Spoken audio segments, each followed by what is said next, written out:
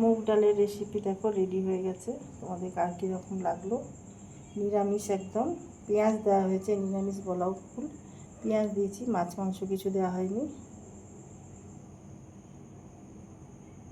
ভিডিওটা কেমন লাগলো জানাতে ভুলো না। তরকা বানাবো, তরকার ডালটাকে আমি সেদ্ধ করে নেব।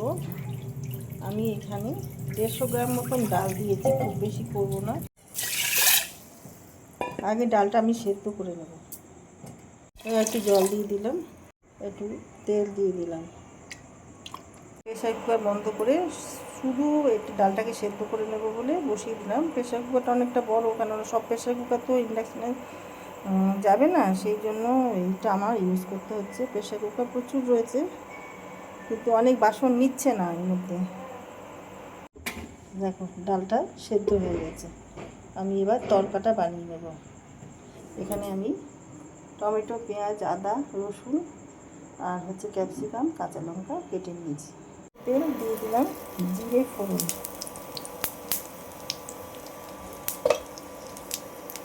দেখো পেঁয়াজ যত সবজি নিয়েছিলাম সব দিয়ে দিলাম, আদা, রসুন, পেঁয়াজ, টমেটো এগুলো সব ভেজে নেব।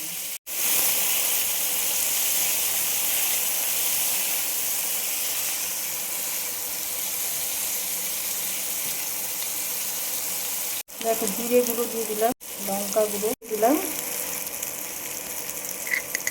চিনি দিয়ে দিলাম, হলুদ। এবার এই মশলার সঙ্গে এই সবজিগুলো ভাজা ভাজা করে নেব।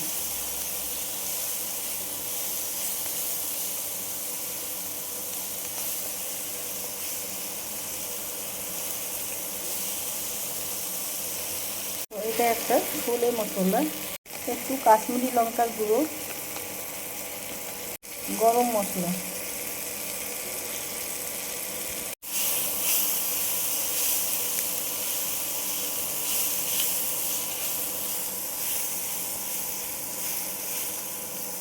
এইভাবে আমি ভেজে নেব।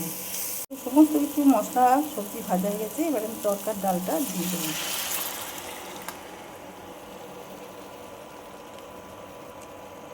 কিছুক্ষণ আমি 5 মিনিট ঢেকে দেবো, যাতে সবজিগুলো সেদ্ধ হয়ে যায় তরকার সাথে।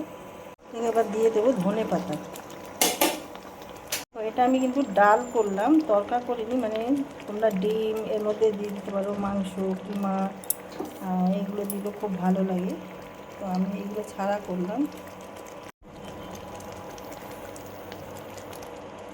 রান্নাটা আমার রেডি হয়ে গেছে।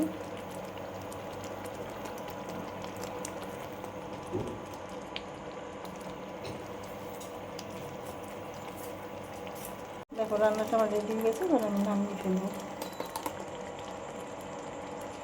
ইন্ডাকশন অফ করে দিলাম।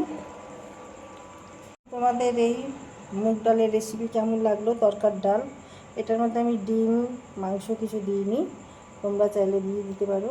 তো রেসিপিটা ভালো লাগলে লাইক, শেয়ার, কমেন্ট করে আমার পাশে থেকো।